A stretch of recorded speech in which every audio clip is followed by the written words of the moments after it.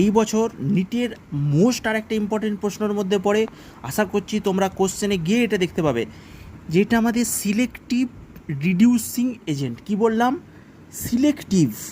Selective মানে দেখো তো, এখানে আমাদের কিটোন, এটাকে কি বলি? যেখানে C+1 ও গ্রুপটা দুটো কার্বন মানে দুটো সিসির সাথে বন্ড করবে, এটা কিটোন।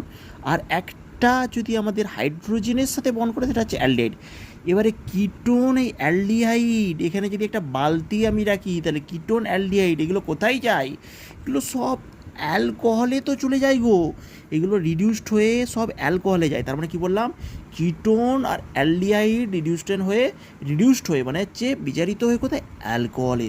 তুমি কি দেখতে পাচ্ছ না? দেখো তো, যখনই আমাদের ওইচ হয়ে গেল, যখন কিটোন ছিল C+1O এগুলো রিডিউসড হয়ে কোথায় চলে গেল গো? CH2OE চলে গেল।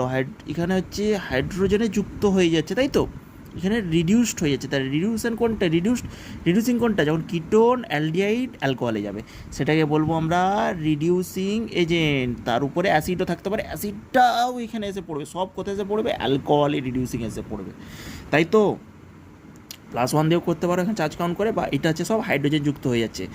এবারে যে NaBH4 ইথানল, এই যে রিডিউসিং এজেন্টটা, এইটা এস্টারকে চিনতে পারে না।